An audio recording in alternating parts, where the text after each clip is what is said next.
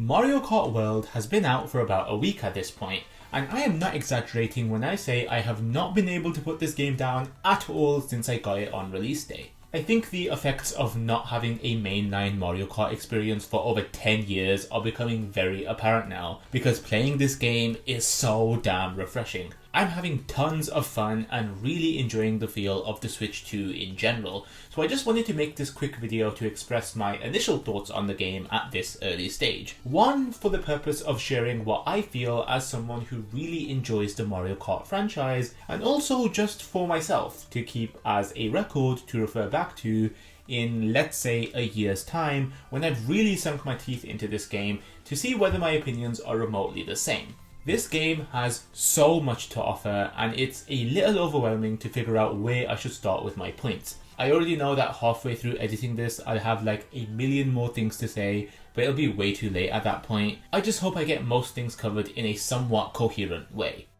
I think I'll first start with the gameplay itself. The Switch 2 is phenomenal.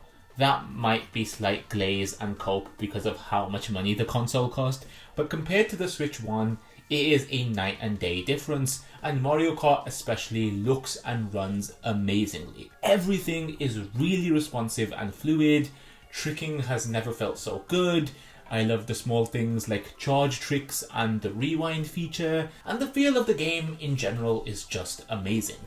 This is the first mainline Mario Kart game to have 24 players as the default, and I was a little apprehensive about that at first, but I love how chaotic this game is and how janky it feels. My favourite Mario Kart game of all time is Mario Kart. Whee!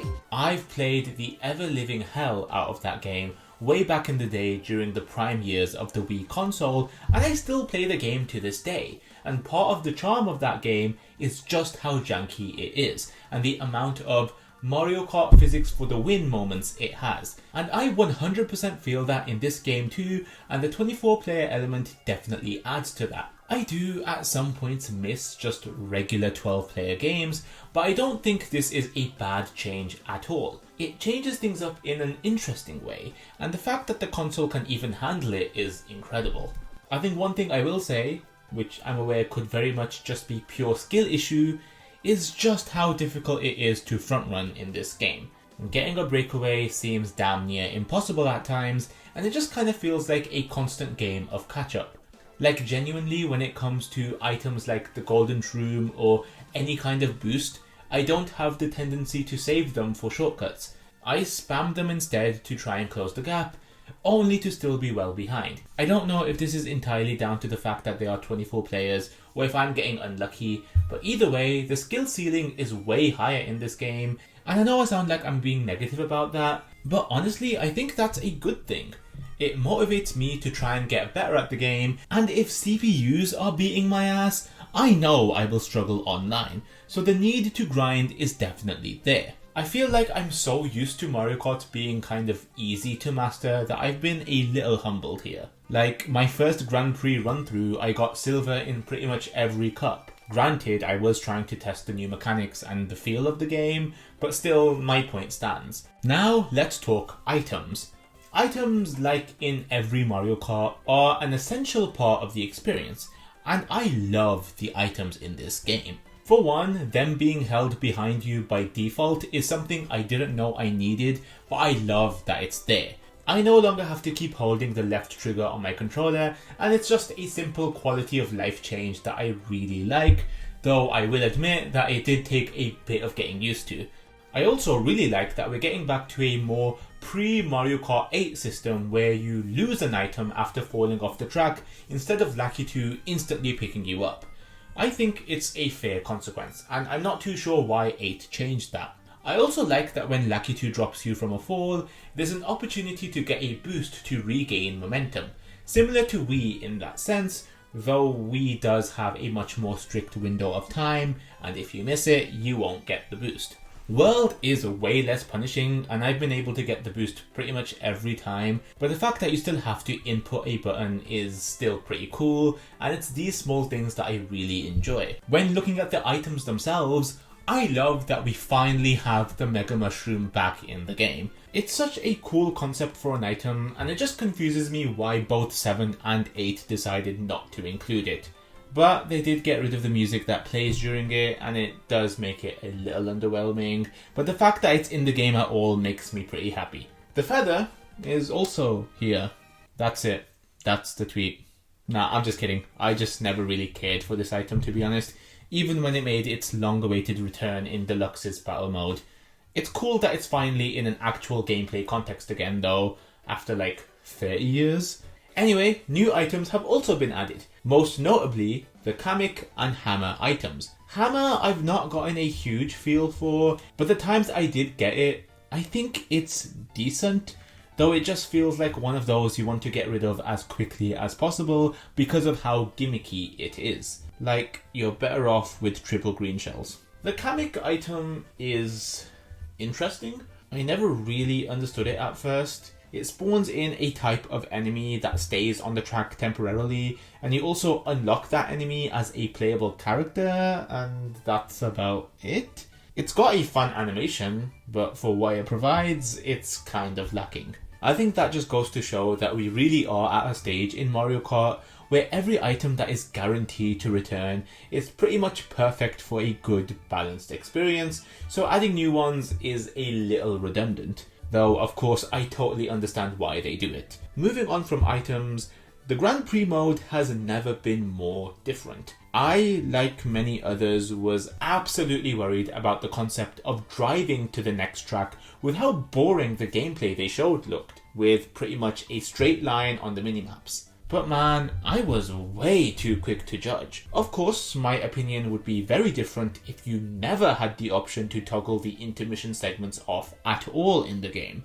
But in online, time trials and versus race, you can play the traditional experience, and I quite like that. In Grand Prix, however, you have to play with the intermissions, and I don't hate that at all. It makes for a very fun and different experience every time. The Mushroom Cup one is very lackluster, but it's Mushroom Cup. Come on.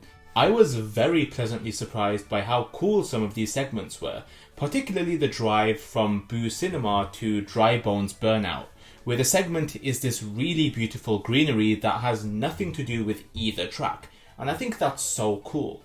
Plus, with the addition of the food bags on the track and 20 coins giving you max speed, there's an incentive to play the game like this, and I think they did a damn good job. Speaking of the food bags, I think they're a welcome addition. Outfits in general are again something I actually didn't know I needed, but love their inclusion. There's an actual reason to play as other characters on the roster now, as you can only get outfits for the character you're currently playing as. So, if you have a completionist mindset, you'll be inspired to start using characters you would never think to use, which is always a good thing. As much as I praise Mario Kart Wii, there was a serious balancing problem to the point where if you wanted to play for the win, Daisy Machbike and Funky Flame Runner were all you needed. And maybe in specific scenarios, Toadette Magicruiser. Of course, World will also have a meta. That's how these games work. But with the outfits being a thing, I think we can expect to see a lot of variety for a good while at least. This is one tour-inspired concept I'm here for. Though I won't lie, I'm seeing zero correlation between food and clothing. I personally have never made that connection, though it does allow for burger to be a canon item in Mario Kart, so that's pretty amusing. The roster in this game is actually pretty good, though I'd be lying if I said it's the best roster we've ever had. Don't get me wrong, I love the inclusion of random enemies and mobs we've seen in various Mario games. I mean, come on, Cow is a playable character, how is that not awesome?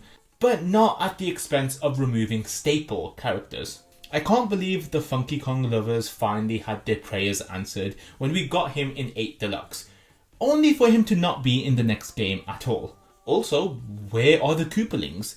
When I first played 8 back on the Wii U, I wasn't huge on the Koopalings, but over time they really grew on me to the point where Larry was like one of my mains. So for them to not be here at all is quite disappointing actually. Most importantly though, there's no Miis. Okay, I'm realistically pretending to be shocked there. Mii erasure has very much been a thing since the launch of the Switch. To even make one, you have to go into system settings instead of a designated Mii channel like on the Wii, 3DS and Wii U, and also they're just not really in many games anymore.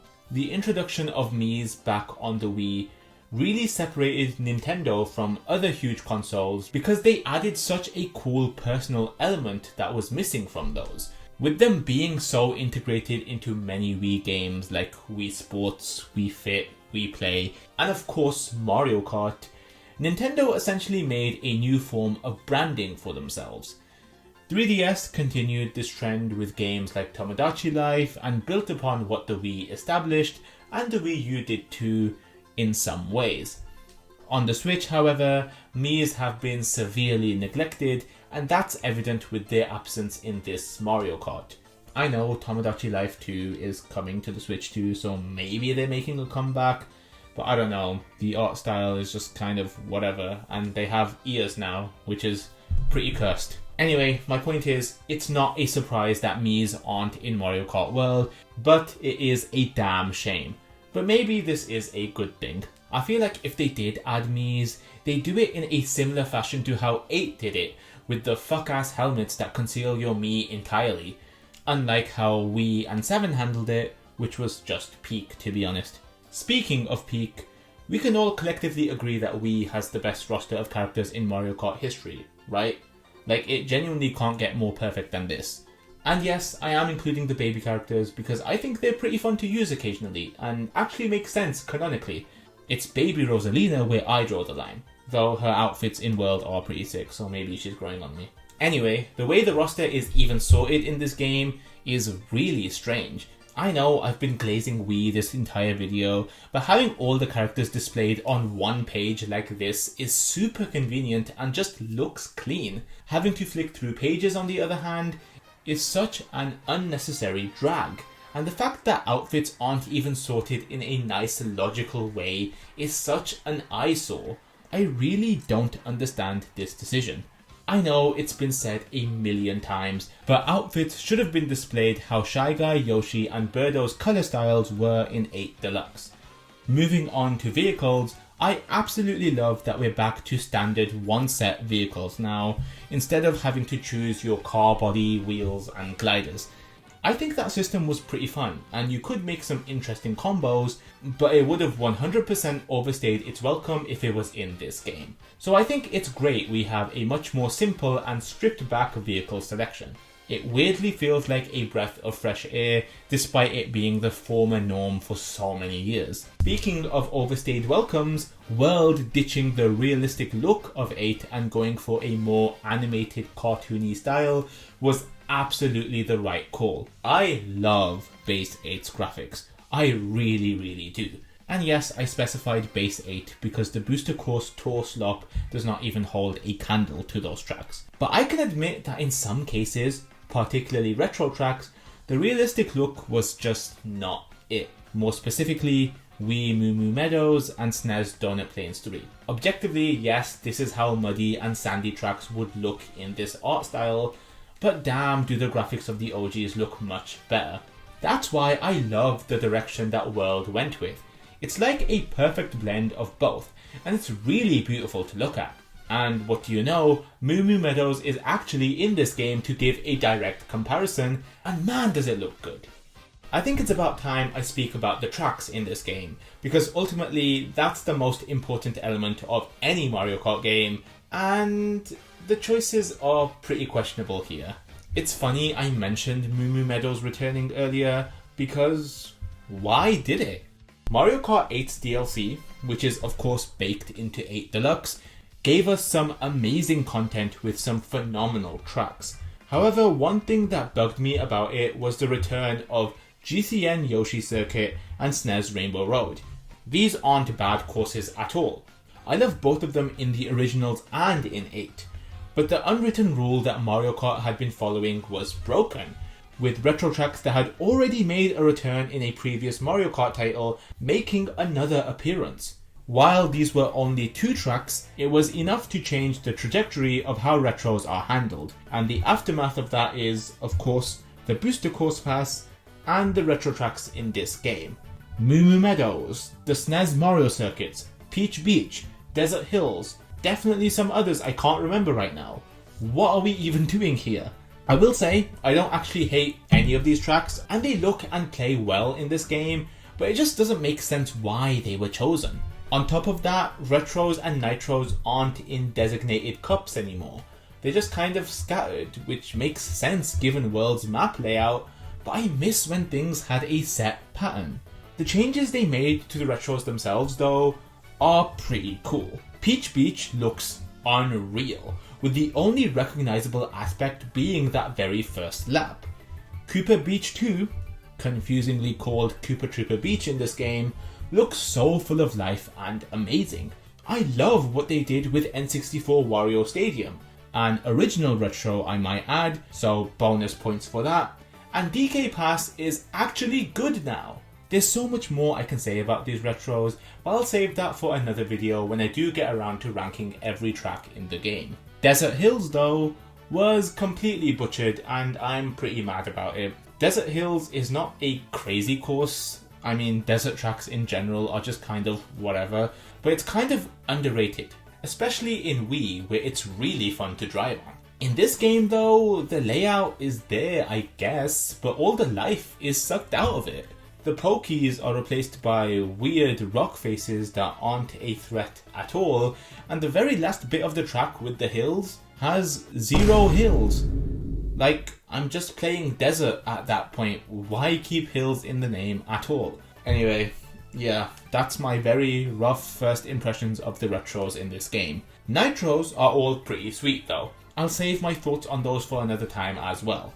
I will say though, Rainbow Road lives up to the hype, and the length of it really gives the original N64 one a run for its money. I'll wrap things up by briefly mentioning the other modes in this game, with the exception of online.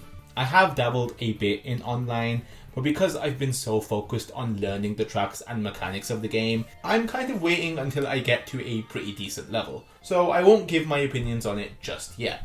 I'll start off with Knockout Tour, which has its own unique rallies separate from the Grand Prix Cups. I thoroughly enjoyed this game mode, and I love the Mario Kart Wii modding community's influence on Nintendo's direction with this game. But I do admit, it got pretty old for me quickly. I was experiencing multiple instances of deja vu while playing through the rallies, despite only playing each one once, which again makes sense because everything is on this one map, but I did get a little tired of it after a while.